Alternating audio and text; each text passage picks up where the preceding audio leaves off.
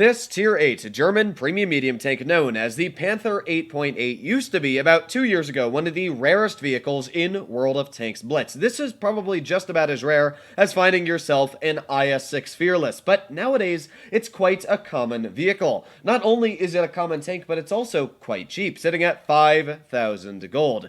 In today's video, we are going to be doing a full down review on the Panther 8.8, talking about why it was such a rare vehicle, but everything else you need to know about this vehicle, the buffs it has received over the years, and my personal opinion on it. Of course, if you enjoyed today's video and you would like to see more like it, please consider smashing that subscribe button down below, as it helps out the channel a crazy amount. Now, you might be wondering, and the first thing is, what is so much better about the Panther 8.8, or what is the difference of the vehicle over the normal Panther 2?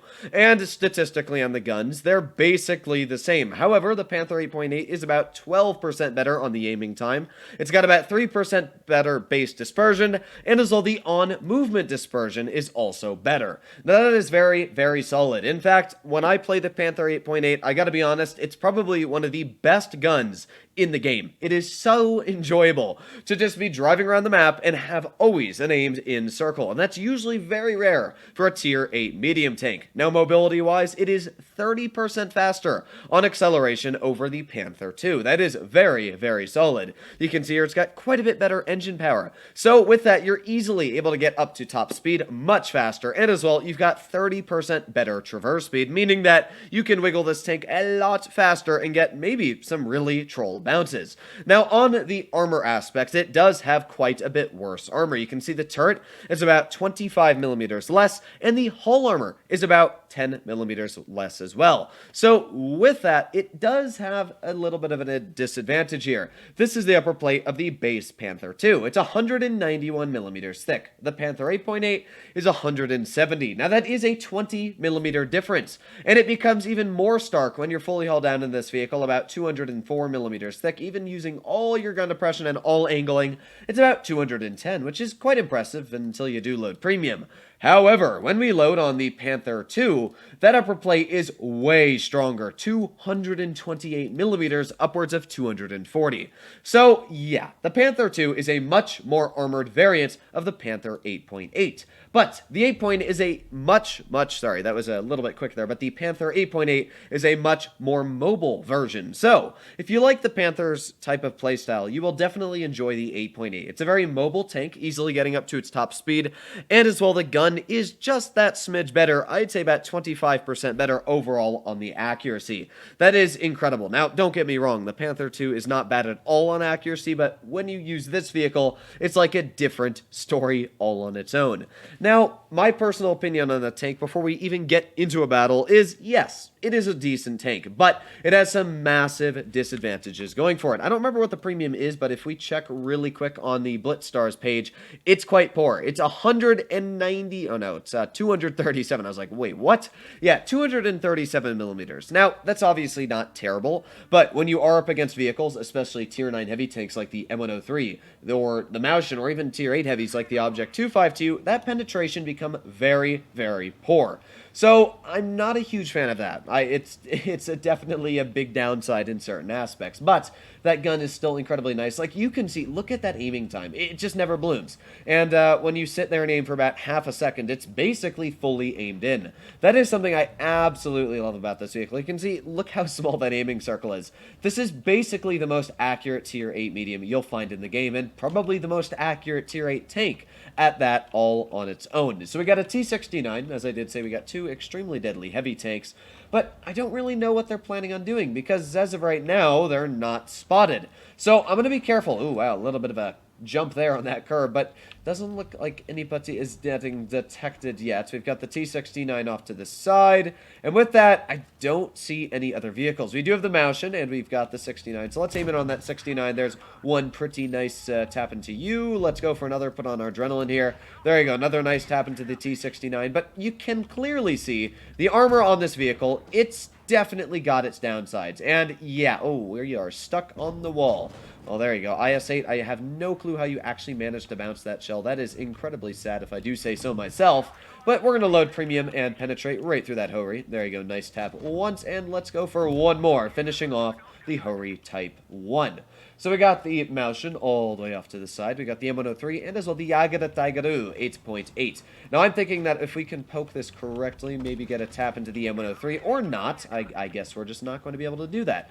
Let's try again. Let's go for actually a standard shell this time. There you go, nice tap. What I wanted to do is actually get a shell into the Yag Tiger, but it looks like that's a little bit trickier than I wanted it to be. Oh, well, I guess he's dead anyway. Doesn't matter too much in the long run, and the 703 is still going for me. Wow, what a boob.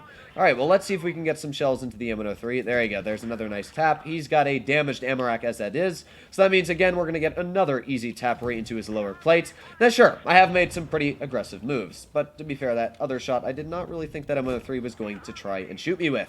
We're getting some pretty pogger shells into these guys, though. We're, you know, ripping quite easily into them. That Object 252's lost quite a substantial hit point pull already to me. And we're going to angle this vehicle out, hopefully getting a bounce from that 252. I don't really know what he's doing, if I'm going to be completely honest. But, yeah, let's finish him off. There you go, the 252, he is dead. And with the 252 gone, well, what do we have left? We got the WZ-120 and the Maushin off to the side. Now, I know for a fact that the WZ-120 has very, very solid damage per minute. But one thing it does not have is, of course, a much lower alpha. So what that means is hopefully we're going to be able to, yeah, back him right up into the Conf Panzer. Perfect. And with that, this is a pretty solid game. Honestly, I can't complain. Now, you can definitely see where the vehicle's armor is not amazing. While it is decent, you shouldn't be expecting any incredible bounces. But the gun is very, very nice. We did, let's see how much damage here. 2,585 damage. And while that isn't anything spectacular or amazing, it definitely showed that the gun on this vehicle hits its shots. In fact, the only shells we missed were the shots on vehicles like the M103 when I couldn't see his lower plate 100% correctly. But even then, we still easily cut through frontal armor. The thing that's nice about the Panther is that they carry very solid amounts of standard pen. Your standard pen is over 203 millimeters thick. And that means if you're like me and you do like to run calibrated sometimes, you're up to 213. But this is one of those few vehicles I'm actually running gunner armor on. And the reason behind that is because the premium pen is already so bad, I'd rather gain that little bit of extra DPM, especially because it's such an accurate gun. Usually, you can quite easily hit weak spots on vehicles like the T26E4, the VK168, or, you know, the Tiger II, where you wouldn't be able to do that in your average Tier 8 medium, even if it carried the same penetration. Now, I'm hopefully going to be able to get the team to go to the bridge. We're going to see what we can do. Come on, team, I believe in you, or not. Gee. I'm hoping, I'm just praying. You know, you never know what they're going to do, and of course they're going to ignore me, but, well, you know, we got the Progetto going this way, and I'm going to ignore most of the heavies. If they're going to ignore me, I'm going to ignore them. That is the only thing that is really agitating about teams in World of Tanks Blitz, is that how stupid they are. You tell them which way to go, and they still ignore you. I don't understand why you would do that, but, yeah, go M6 Experimental and the rest of my team. Now, thankfully, the enemy team as well has decided not to go bridge. Because of that, that has given me an extremely strong scenario. I'm just going to push this guy a little bit off to the side so I can squeeze through here. Alright, so here we go. We got the T26E4 Super Pershing, and, well, what else do we have? Maybe we can actually get a nice tap into the rear view. Boop! There you go, 222.